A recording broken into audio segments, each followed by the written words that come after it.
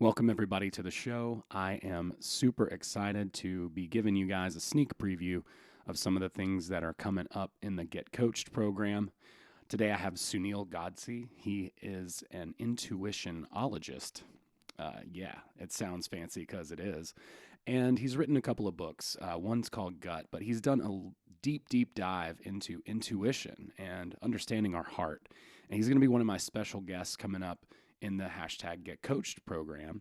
And I'm really ecstatic to have him on the show. He was an amazing guest. He has a lot of value to offer. So definitely go and take the 7-day intuition challenge. And if you're interested in working in the group, the hashtag Get Coached group, go and hit the link in the description and schedule a discovery call with me. I would love to work with you. If you want to work with me, I want to work with you. And it's an amazing group and a really cool opportunity. We're all going to be just doing amazing things by the end of this course. So check that out and enjoy the show. Okay, so you really want to know, huh? Fine. I'm going to start by telling you this. And this is important, so listen up.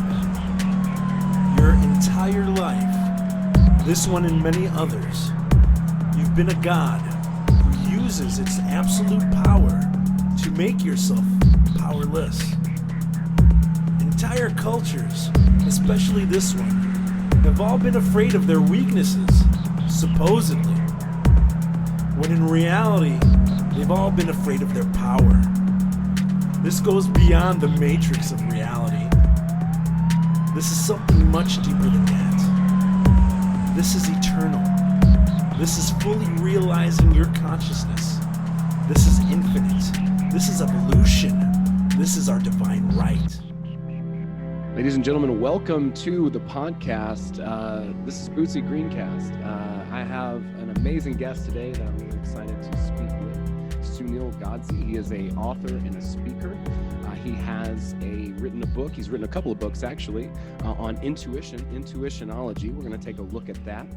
Before we get started, I just want to go ahead and say big thanks to my friends at Content Safe for distributing this all over the internet.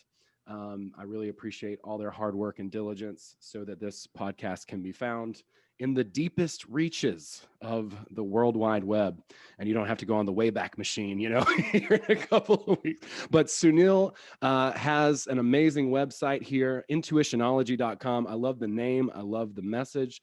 Sunil, thank you so very much for coming on to the podcast. A pleasure. I'm happy. It's a great start of the week for me to come on your podcast. You're doing some amazing things with what you're doing and the messaging that you're giving. It's really resonating with sort of my vibe. That's awesome. Well, I mean, it's intuition. So I really feel like at the deepest core of ourselves, that's really where the truth is. That's where our connection to everything is. And so I'm really excited to explore intuition. Let's first just talk a little bit about how you discovered this. How did you come into really, start to study intuition itself? Absolutely. So I wrote my first book called Fail Fast, Succeed Faster. And it was really about entrepreneurship and the hurdles. And the idea of the book was if you learned the lessons from others, then you shouldn't be failing. And so I interviewed over close to 300 people for that book, and 75 stories made it into the book. And when I used to speak on stage, one of the constant things I kept asking is, okay, give me the golden nugget as an entrepreneur that I can overcome. That's going to make me successful. And at that time, I used to roll my eyes saying, okay, listen, this is why there's 75 stories that kind of filtered through. But when I went back to the podcast interviews and listened to the stories, 80 to 90% of the people who were speaking about the failures or hurdles that they had, some reason used some language around, they knew what they should have done, trusted my intuition. I should have trusted my gut. Mm-hmm. And I'm starting to string this together and going, oh my God, like this, what is this thing called intuition? And so I sit back and I think back to, okay, when did I ignore my intuition? And so the first thing that pops up is when I ignore my intuition to go into a career. As your guest, Sunny Sharma, talked about it in 2019, where you get into the societal norms, mm-hmm. and you think and I'm South Asian, so doctor, lawyer, engineer, or the fourth is failure. So I went through door number 3, and that was an engineer, and I hated it. I had 3 years in a career I shouldn't be making, I should be happy in. And at the same time, I started running as an investor, a restaurant part-time. I was making 5 times more as an investor than I was in engineering. And so 3 years later, it snapped, and I trusted my intuition to go into entrepreneurship. And $20 million later, several ventures that started me on the consulting route. The other time was there was a management consulting contract it came through. Money was fantastic, Silicon Valley, but the contract terms are changing.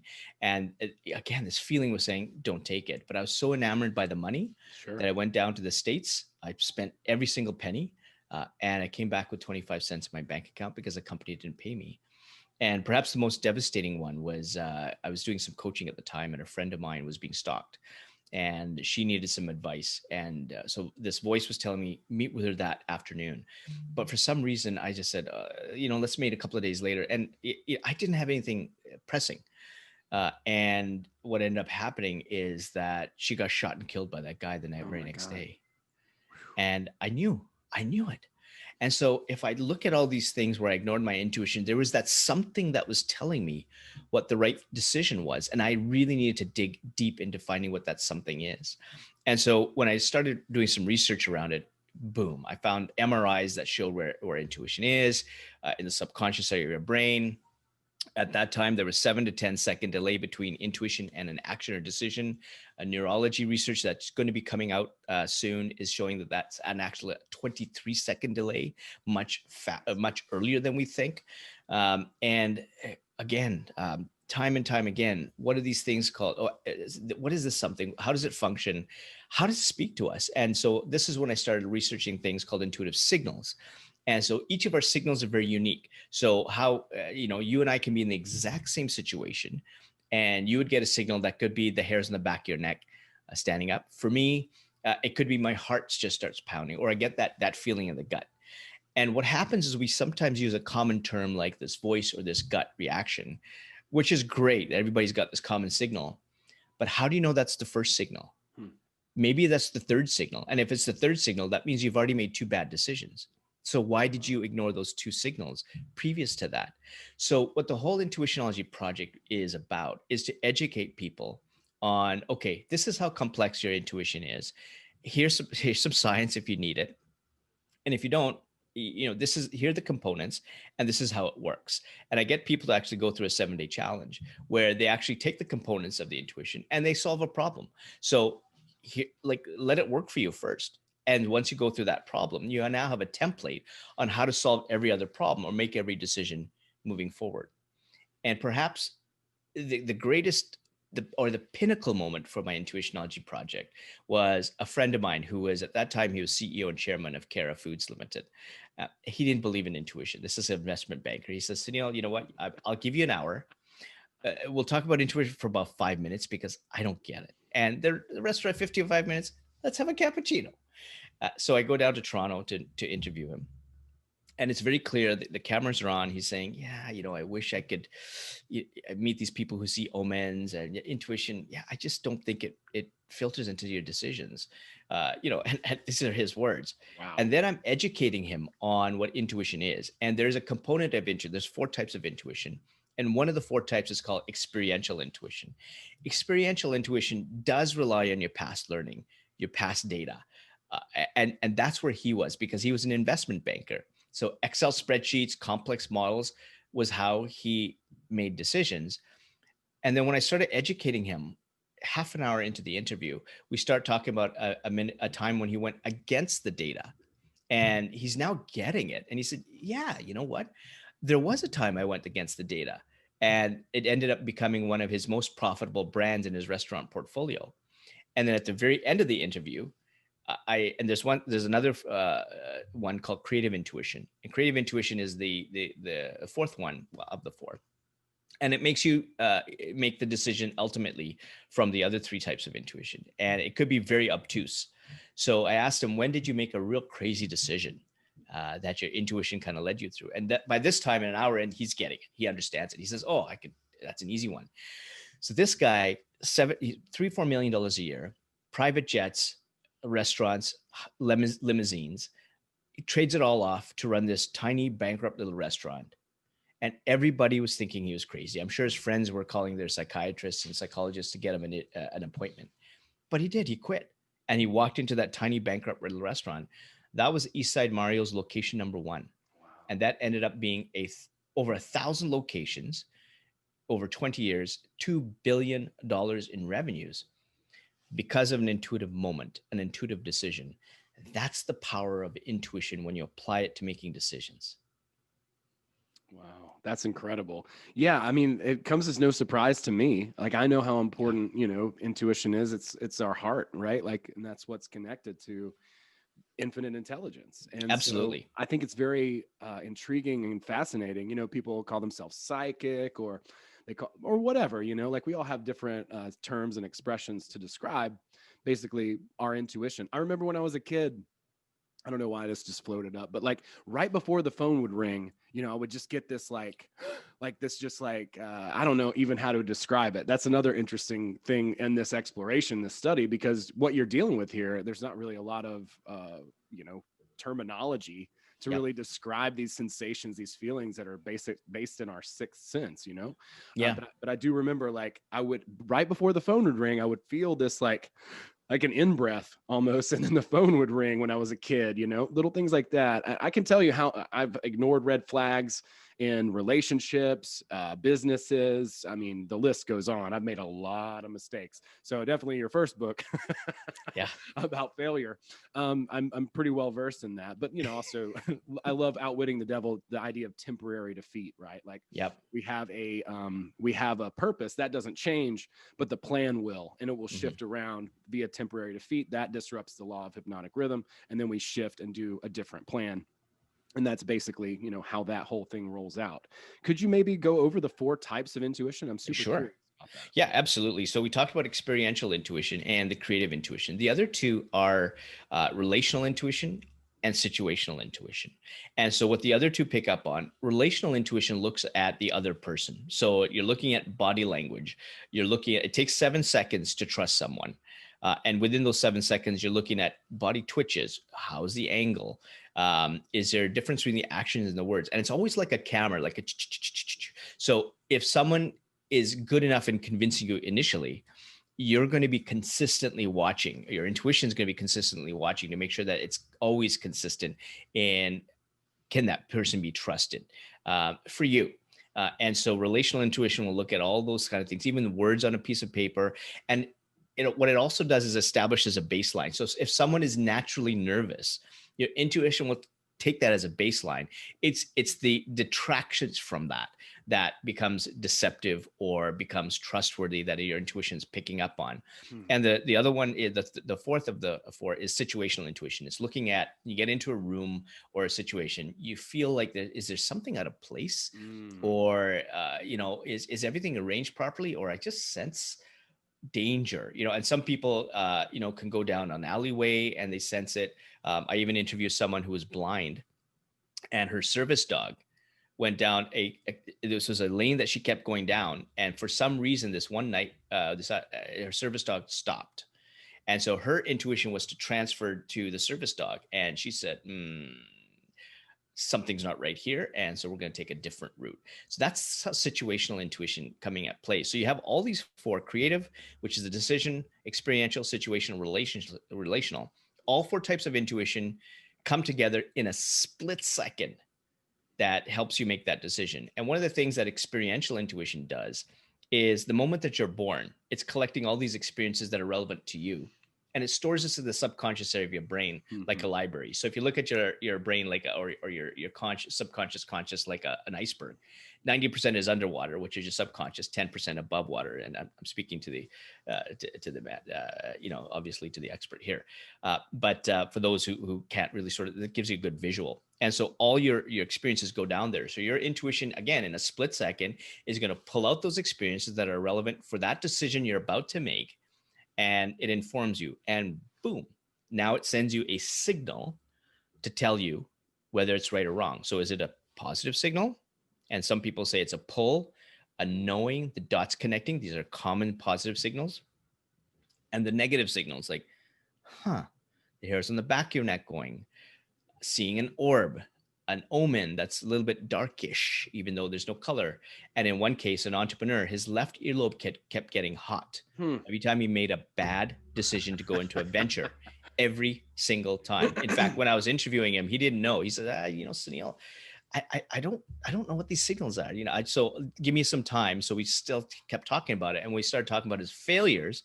Every venture he talks about, he starts grabbing his left earlobe, and he goes, "I just got it. Oh my God!"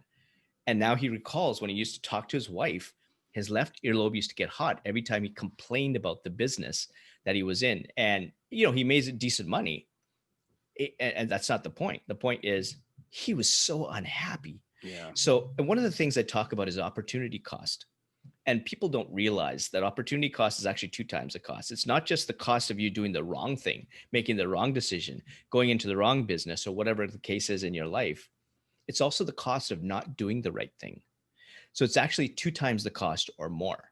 So when you make a bad decision, you're really making a bad decision. That's twice, it's hurting you twice as much.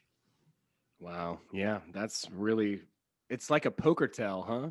So it's Yeah. like he didn't even realize, but he would grab his ear every single time. It's like Yes. the body knows, like the body knows. It's crazy. We get very, very wrapped up in our mind. I'm thinking a little bit back to like Power versus Force by David Hawkins. Yes, I've got that. I'm just looking at the book right here. Yeah. Yeah. The muscle testing, that he Yes. does. And I've actually tried Yep. that with sugar with a friend of mine, my buddy Will, and he was over here and he was like, dude, check it out. He's like, Yep. hold your muscle. And then he was like, now eat the sugar. And then, like I couldn't hold my arm up, because it's like bizarre, but at the same time, simple. It's like, I guess simple doesn't necessarily mean easy, right? Exactly. And the way the intuition works is the way I tell people, it's just like a car, right? So it's simple in that you just turn the key, or nowadays you push the button and you arrive. It doesn't necessarily mean that you have to open the hood and look at how complex it is, right? And for those who are fascinated by it, I kind of help them with that. But then when they learn about the components of it that help them make that decision.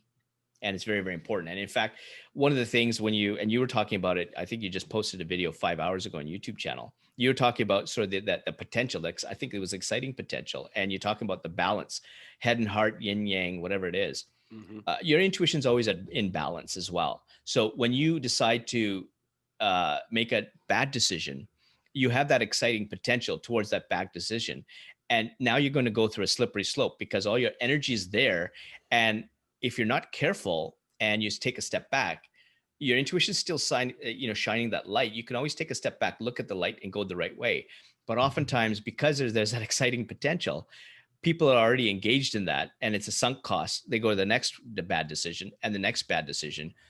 And it's really tough to say, but most people don't really realize the true value of intuition and its effect in helping you be successful, make successful decisions, until they hit rock bottom. And it's unfortunate.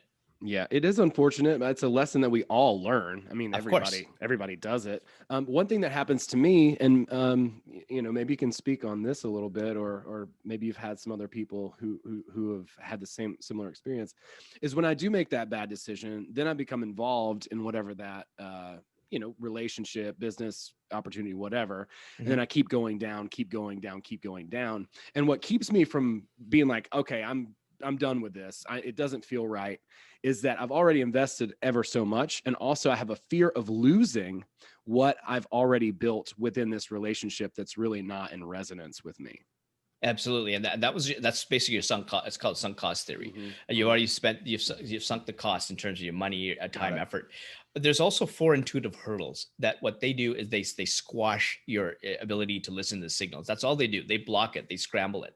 And one is fear. And there's 3 types of fear: fear of failure, fear of the unknown, fear of change. So a lot of times people will want to go in a different direction or in a new direction, but they're afraid to take that first step, even though they know there's a positive signal, or maybe they don't, because they haven't taken the time to figure out what their basket of positive and negative signals are, which is where most people are. They don't know what their signals are. So even though there's a positive signal and it feels uneasy, they feel the fear and they don't take action. So there's a lot of people with ideas, but the ideas don't come to fruition unless you take action.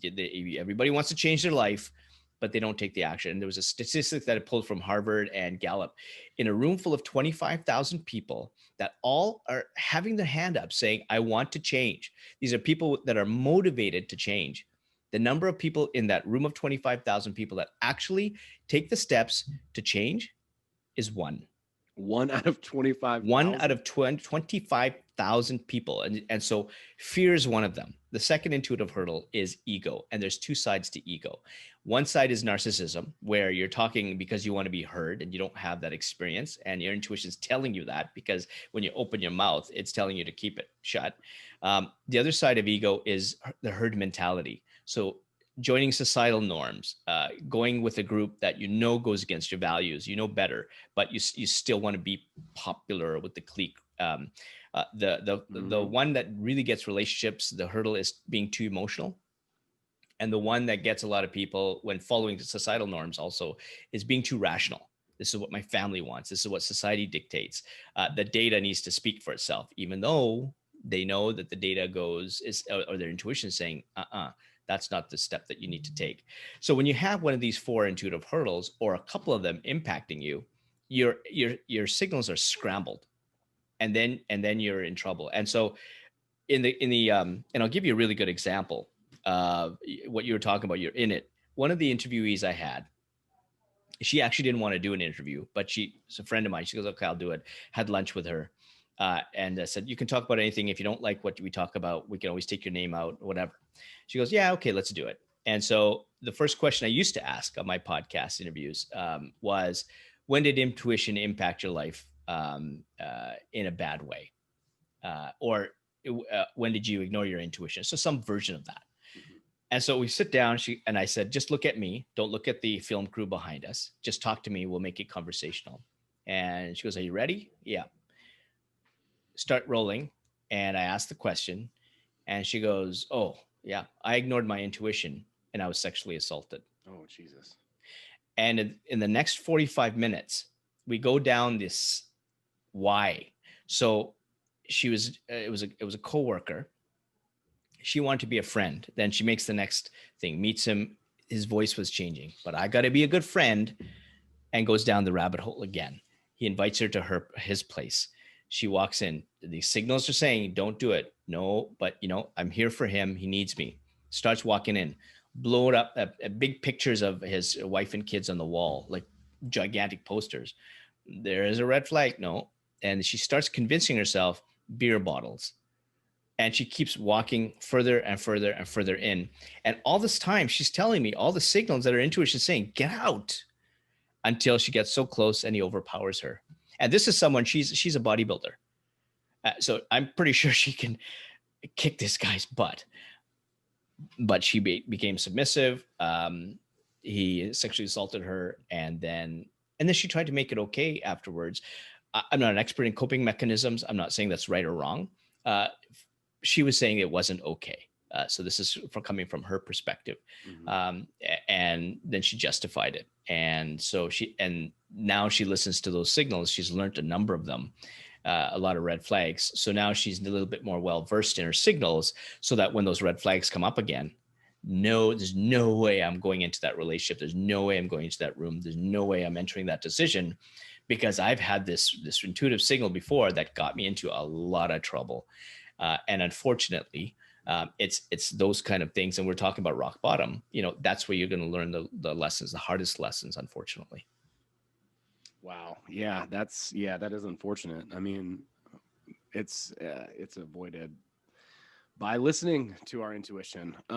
Wow. So I wanted to kind of maybe go back and talk about, you said, and this is interesting to me, like, I love the scientific aspects of all this, because it's practical, it's pragmatic, and usable. So you say that it takes 7 seconds to trust someone. Mm-hmm. I think that's very interesting. I guess I have a theory, and I'll make it simple from sort of my view, is that our hearts are communicating when we meet someone, and maybe our minds are communicating as well. And I'm wondering if maybe our hearts are communicating, and then our minds are communicating. And then when we don't trust someone, it's because they're displaying characteristics that are contradictory to what our hearts are communicating, for instance. So like they're pretending, maybe they're not incongruent, or they're not exactly portraying themselves as we are intuitionally picking up on, or something like that.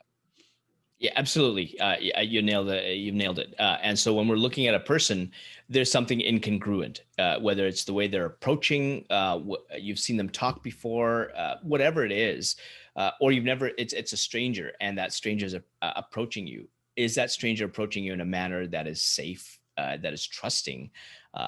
It could even be their hearts, their minds, the way they're dressed. It takes less than half a second to see a twitch.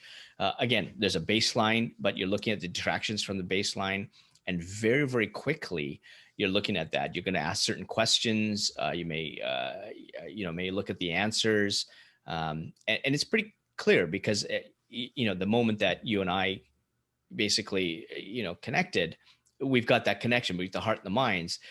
You probably have a sense, well, this, I think it's going to be good, versus I don't know, there's something wrong with this person right away. You're a creep, right? You're That's a creep, what a creep is. and what you're going to do is, in the next 7 seconds, or sometimes a little bit more, if you need a little bit more time, you're going to figure out what type of creep that person is, right? And the other thing is, people change, right? So in relationships, people change, their values change, circumstances change. So your intuition is still always looking to those mini first impressions, to say, wow, I didn't know you said that, or wow, this is a value that I didn't think you had. And just because it never came up. And so when those values cross a certain line in the sand for you, then that relationship should be over, versus being tolerant of values that are different than yours. And so this is how it all depends upon what values are line crossers, or what values are tolerant. I mean, I look at me and my wife, and we're both, A-type people. She's very conservative. I'm very extroverted and very spontaneous. We have our disagreements, but our values essentially are in the same Venn diagram or subset that we can move ahead with. There's nothing obtuse about them that's saying, whoa, who did I marry here? And the problem with relationships, when we get a bit too emotional, is that we stick to that relationship, because I'm using that example. We convince ourselves, we talk to ourselves. Sometimes we surround ourselves with the wrong people that are giving us the wrong advice. And we know that, because that person's saying something that's convincing us, that is stroking our biases. Whereas someone who's really telling you something, your intuition saying, that person makes sense, but we shut them out, right? And so that's where your intuition gets really nitty gritty. And this is where, frankly, this is where you have to trust it, right? Because ultimately you got to get out of that relationship. And if you don't, there's that fear, right? A couple of weeks ago, I interviewed Sarah Prout, who's now a manifestation expert. This is someone in a 10-year relationship, 40 instances of physical abuse, roof over her head. And one December 31st, her intuitive moment was saying, she's looked at the stars and says, get out. And so this is someone now who left cold turkey, 2 kids in tow, $30,000 in debt, homeless, and she was picking up furniture on the side of the road. She was going into public washrooms, putting pieces of soap together so her kids can have a clean shower, eating bread and beans for days on end. And 6 years later, she ends up running a 7-figure business on manifestation. But she was fearful, and she ignored the signs early on, like 40 times. And it was crazy. And she was telling me before we started the podcast interview, she had a hard time talking about the relationship. And I said, I don't want to get into the relationship as much as the details, more as to what the function of your intuition was. But she did a Goldcast video. That's how I found her. And to do a 3-minute segment, it took her 6 hours to do that 3-minute segment. That's how damaging that relationship was for her. And so you can imagine how many times her intuition was telling her to get out, right? And it's unfortunate, she stayed. And, luckily, she trusted her intuition to open up those doors of opportunity, one after another, and trusted, even though the circumstances were not so great. But here she is. Well, that's an amazing story, and that is a lot of abuse, and also a lot of ignoring that intuition. Yeah. Makes me think, just on the topic of relationships, really, because often, you start down the relationship path with someone, or at least I can only speak from my own experience, but it's immediate, like, yeah, this isn't the right person, but you do it Yes. anyway. On the other hand, though, I've had experiences where it did feel right in the beginning. And then you go down that road for, whatever amount of time. And then all of a sudden, boom, red flag.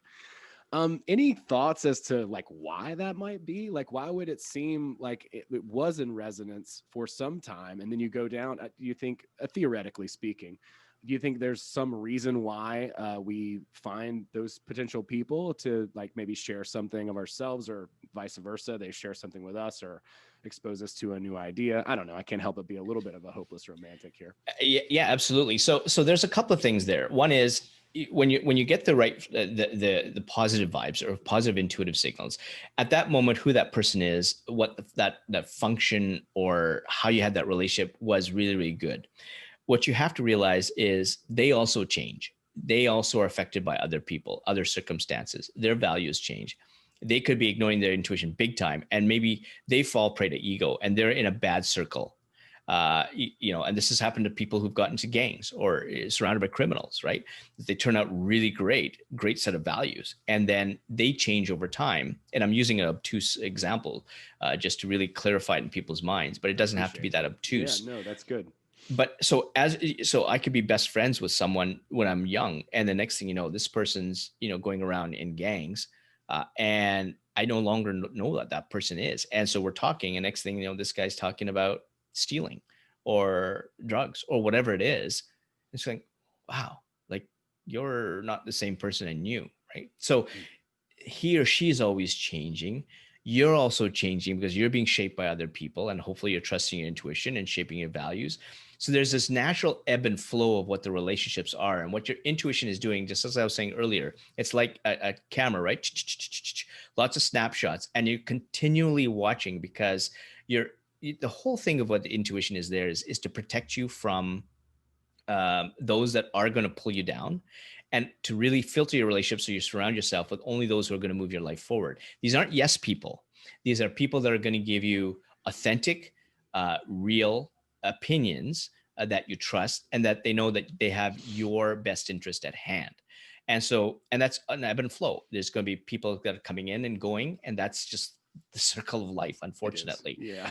And that's great, because some people change. There's a great couple we had. We were best friends for like probably about 3-4 years. And I don't know what changed. I just don't know. Something changed. And there was this looseness. There were behaviors that were really odd. And it came to a point where the relationship became one-sided between my family and theirs. And I said, this is nuts. Like, I can feel it already. I'm not sure why we keep giving not second chance, third, fourth, fifth chance, because your intuition always gives second chances. It's already done that second chance. And we prolonged it probably 6 months longer than we should have, which was okay. Sure. But we ended up leaving that relationship, and it just felt great, because now all that time I'm sitting worrying, I'm spending that time thinking good thoughts. Again, there's that opportunity cost. So that's sort of how ebb and flow works with that relationships. And so that way, your intuition is always trying to surround yourself with people, and it could be small. I mean, you and I would probably, but thousands of people in our lifetimes. Sure. I've got probably 2 or 3 that I can lean on, maybe, and probably 2 that I know. And I've got 5 that I can call. They'll be here for anything. 2 I can get a bit deeper on. That's it. Right. And I'm happy. It's quality over quantity all the time. I totally agree with that 100%. But yeah, it's a good point. We are always changing. We're always evolving. Our values are changing as we continue to develop, as human beings. So that makes a lot of sense.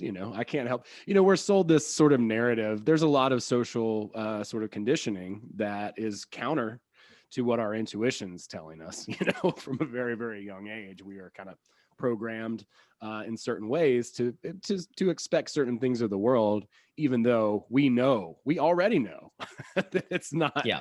it's not quite like that. It's really interesting to think about the complexity of the intuition, and I'd also love to. It's interesting. I was listening to a podcast last night talking about Gustave Le Bon.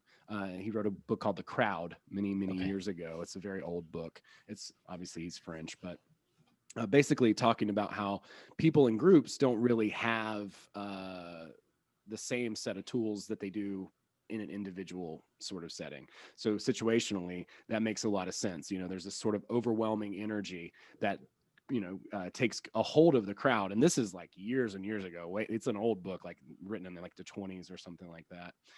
But as far as like pendulums go in the reality transurfing sort of methodology, understanding that we sometimes sort of just get like overtaken, or at least influenced by these big ideas that a lot of people are having, even though in that situation we might not agree entirely with what's going on. Like, I guess a lot of what we're seeing on the news and stuff, people protesting and things like that, holding to our values and basically coming away from fear, the fear of basically being ostracized or being part of the group. Any tips there as far as like how to basically stay present and congruent to your intuition, even when, like Emerson says, for nonconformity, the world whips you with its displeasure.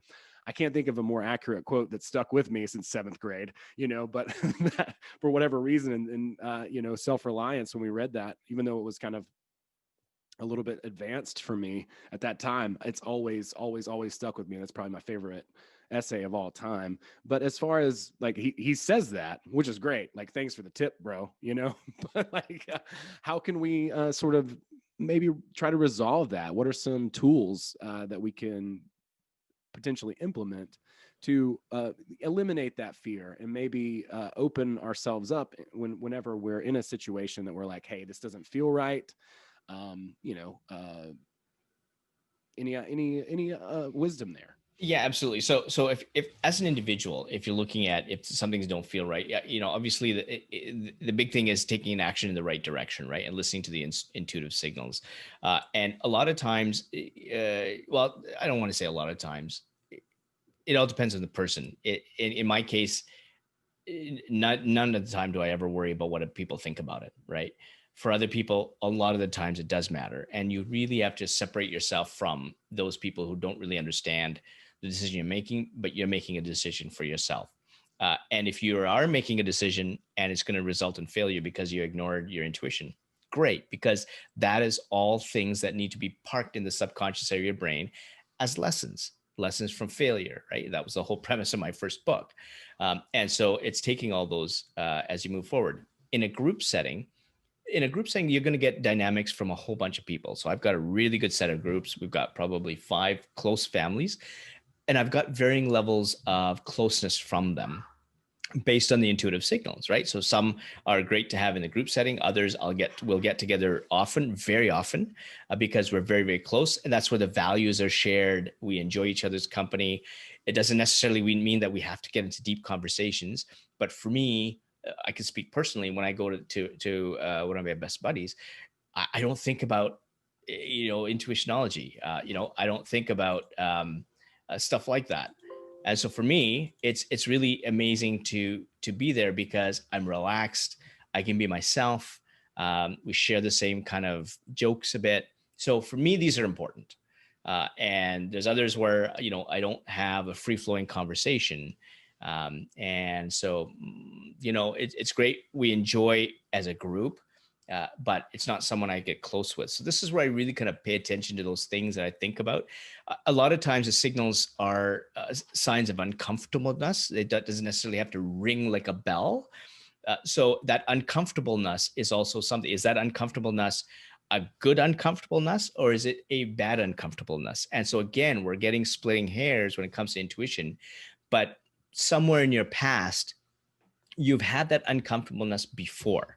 So when you went with that uncomfortableness, that particular version of it, at whatever it is, because it's intangible and it led to a good decision. Okay, that uncomfortableness is a positive signal. So that's when you make a decision that seems uncomfortable, but because it's positive, because of the past experience I've had, I know that I can break through that uncomfort because that's the right decision to make. So that's where looking at the past experience is really important. That's where really distilling down to what these feelings are, these intuitive signals. And it's also going to, and going through other situations are going to give you some more signals. And perhaps you get down to a basic signal that you're always going to now start to trust, because you can ignore all the other signals down the line, because now you're becoming a little bit more of an expert in your intuition, right? And so that's what happens when you start practicing about learning these intuitive signals. You get better and better, and you get faster, and then you strip away the people that don't really matter, because you're selecting the things that you want to get into because of who you are. And there's also the one thing we have to be careful is to, and this is where the intuitive hurdles come into play, to make sure that you don't say, well, intuition led me down that decision. And so when I'm doing my interviews for my podcast my podcast series, some people think that intuitions led them to the wrong path. And so one of my earlier guests was Mark Metry. And Mark's got a pretty popular podcast of his own. And so he was one that experienced social anxiety, and he basically lied in high school. This guy was making 5 figures in high school, and he still needed to lie to fit in. And so he started by saying, well, intuition led me down the path to lying. And then that led him to almost take his own life, because he just didn't want to be part of the group. And I said, well, Mark, let's replay the podcast interview, because, and I'm happy to do that later. But one of the first things you said before you started telling me about your lies is, I knew I shouldn't have, but when you made that statement, you're telling me your intuition told you that you shouldn't have, and you went down the rabbit hole of not listening to it, to the point where you almost took your life in high school.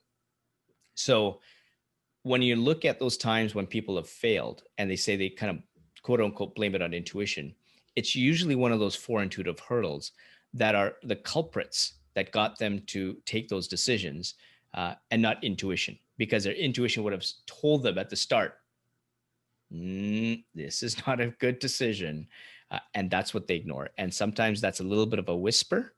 And that's what Oprah calls it, a whisper, that kind of, I don't know, but I'm going to do it anyways. And this could be just something mental in your mind. And that could be just a slight slope going down, or you've hit a slope that is just going to accelerate you and spiral you further down, down, and down. And you're not looking up to see the bright light that intuition is telling you, okay, you've gone down this slide, here's how you get out of it. And you're just looking down. You're not even looking at intuition. You make the next bad decision. You don't look at intuition, those signals telling you to get out of it. And that's now how you end up hitting rock bottom. Wow. Yeah, that's fascinating. So I may have missed, I definitely wrote down the first 2 intuitive hurdles, fear and ego. Yep. Did you say there were 4? There were 4. The other ones is being too emotional and being too rational. Okay. I did write that down. I wrote that down, and okay. Too emotional and too rational. Boy, I've definitely done both of those things. Yes. My dad's one of those, that's very rational, and he'll always, which is probably good because it balances me out. I'm definitely a little bit more impulsive than the old man, but he's always, kind of like said, to almost ignore your emotions. And I'm like, well, that can't be exactly right. Yeah. But it really, I think, right, should, ultimately things should line up between our heart and mind. That's at least, the philosophy that, I try and apply as often as I possibly can. And I think that's, as simplistic as that is, it's obviously not always easy to do. I would like to maybe talk a little bit about the creative intuition, something I'm very passionate about. I love writing. I love telling stories, doing comedy, things like that. So maybe that's something we could talk about a little bit, if that's all right. Cool. Yeah, absolutely. Absolutely. So what creative intuition ultimately does is it helps you make that decision that you need to make. And it could be something as simple as being, just going left or right, or in the case where you're looking to say, okay, where am I going to go with my talents? So one of the things that intuition really works on is, obviously there's goals that you want to do. And people talk about, following your passion, but that passion has to be met with some kind of a purpose. So what's the purpose? What do you want to do? Because intuition is in the present moment. A lot of people talk about it, but they're not. And we talked about earlier about my friend Hal, who had almost died from COVID-19, right? And so for him, it was being in that present moment to live, right? His intuition saying that he should live. So it's taking your passion in the present moment, and what purpose are you doing? What are you? How are you trying to affect the world? What are you trying to help other people with? What kind of value do you want to give them? And when you do that, and there's an actual value that people are going to actually pay you for or spend time with, that's when your passion is matched with a purpose.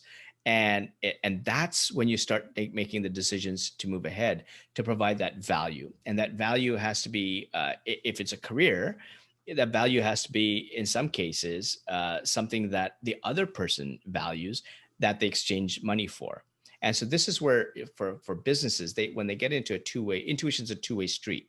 So very much like, my intuition is looking to you to see if you're trusted. You're doing this exact same thing. So as an artist or a writer, what words or what art are you painting, assuming it's painting, that's going to create value for that other person, that immerses them in something so emotional that they're going to give you $100 for, or they're going to read and dive deeper into your world because you triggered something. There's an emotional intuitive connection that's saying, this guy's really interesting. And you just look at thumbing through social media. What stops you? Okay, so it could be cat videos or what have you, but what stops you and then reads the words? Then what stops you, reads the words, and dives deeper into that relationship? If the words don't match what that person is selling, you're gone, right? And so there's a lot of charlatans on social media doing that. Oh, yeah. I made $50,000, blah. I've done this, I've done that. Great, but they, and then they've got the chains and the Lamborghini, and then what they show, or unfortunately, people invest money and they don't get the value. They're not going to tell other people, and you've lost the game because you're chasing bottom feeders now. So this is where you really have to develop a deep relationship. What's your purpose? And then that purpose drives you. And I'll give you a very good example. My 14-year-old daughter runs an official federal nonprofit agency, and she took her love for art she got affected by people in India who didn't have arms. And she basically said, wow, they are painting so like, this art is amazing, and people think that they're disabled. Why should they think this is disabled? I want to affect people with disabilities and illnesses. And so she says, Dad, I want to do something for these people with disabilities and illnesses. I said, as usual, okay, what's your intuition telling you? When it's there, when it strikes you, you get that intuitive moment, you let me know what it is. And so that was December of 2018. June of 2019, we're sitting playing board games, and she just stares at the TV. And I'm just thinking she's just daydreaming. She whips her head over and says, Dad, I'm ready.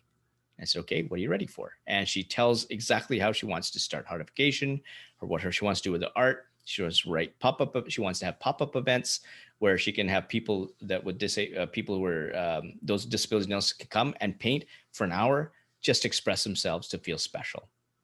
So we had a fundraiser. She raised $5,000. She was expecting $2,500. All her originals were sold within an hour because people came for the story, and they just got so enamored in that emotional connection that she did very, very well. And then when we had the pop-up event, probably the most cathartic moment for her was there's a fellow by the name of Carl who had cerebral palsy, and he was starting to paint, and he didn't paint. He's this 40-year-old guy. He hadn't done any painting since he was in high school, and his left arm is just violently shaking. And then he tells Avni, come here, let me show you what the event is doing for me. And he starts to paint, and his left arm starts stopping. It stopped. And he said, my brain is just open, and it's just channeling, and I'm painting, and I feel free. And thank you so much for what you're doing. Wow. And that passion of art, purpose, right? Who cares about the money? Who cares about raising funds? Because she felt so good in that moment. That's what her intuition is helping her do. So take that same feeling, that same momentum, and put it into art, in writing, And that's the vision you should have. How do I want to affect that person with my words? How is my painting going to make that person feel? How's my product or service going to help that person solve a problem that is so needing? And how do I make my messaging, my marketing, my website, how I speak to them congruent with that? Because it's in the congruency that intuition is going to pick up on. If it's not congruent, like a lot of companies are doing today, I'm not buying your stuff. I'm not going to tell you. And I'm going to tell my other friends that I'm not buying your stuff. And now you've lost a whole whackload of people that are potential customers because you're gaming the system. And again, now you're back to getting bottom feeders because they'll come in, they'll buy your stuff. Okay. They're going to look to your competitors. And now you just open the door for competitors because they're beating you to the game because they're providing what I need. And if they are, I've deepened that relationship. So again, let's go back to opportunity cost. It's not that you're going to attract me with your product again. You have to extract me from the value I'm already getting from a competitor. We're back to 2 times the cost of getting me back as a customer. Wow, that's fantastic. Yeah, I think of a quote, everything made with soul is very expensive. And when you're talking about passion and purpose being linked together, I mean, that's so important to me, especially right now, with everything going on.